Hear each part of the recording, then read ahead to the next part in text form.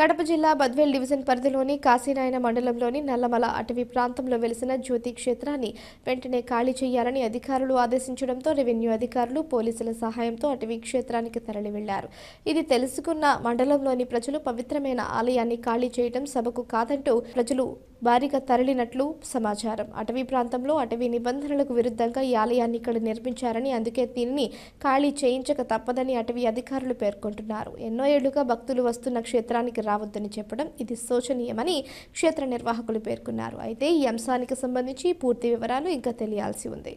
భక్తితో స్వామి అప్పుడు ఇంత స్ట్రిక్ట్ లేదు, ఇట్లా ఉంటే మేము చేయబోదు సార్. ఏం కట్టం కూడా కట్టం, ఇంత గట్టిగా ఉంటే అంటే గట్టిగా కాదు, ఈ విధంగా రూల్స్ పెట్టి కట్టం అవుతుంది సార్. 10 ఎకరాలు ఉంది రాష్ట్రానికి మీరు నిర్వహించారు అక్కడ 10 ఎకరాలు చెప్పారు అన్న చెప్పినాడు.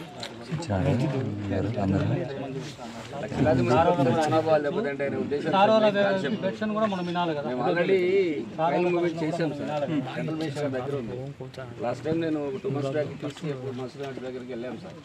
దాంట్లో 40 minutes డిస్కస్ జరిగింది. నేనైతే దానికి ఫైల్ ఐస్ పోస్తాను, మూవ్మెంట్ ఉంది, మీరు సెంట్రల్మెంట్ సబ్మిట్ చేస్తాను. ఆల్రెడీ ముఖ్యమంత్రి గారు చెప్పారు, అవినాష్ రెడ్డి గారు చెప్పారు, ఎంపీ గారు ఇంత సమయం పడుతుంది అని చెప్పాను సార్. మీరు కూడా రిమూవ్ చేసేదానికి మాకు సమయం ఇస్తాను. కానీ కాలయాపన జరుగుతూ వచ్చింది. మేమేమో అక్కడి నుంచి ఫైల్ మూవ్మెంట్ వస్తుంది, మన క్లియరెన్స్ వస్తుందనే ఉద్దేశంతో భక్తులంతా వెయిట్ చేస్తున్నాము. కానీ అన్ఎక్స్పెక్టెడ్గా మీరు రావడం అనేది మాకు తెలిసింది. దానికోసం మేము సహకరించమని యాక్చువల్గా చెప్పాలంటే అపోజ్ చేసేదానికి వచ్చాం సార్.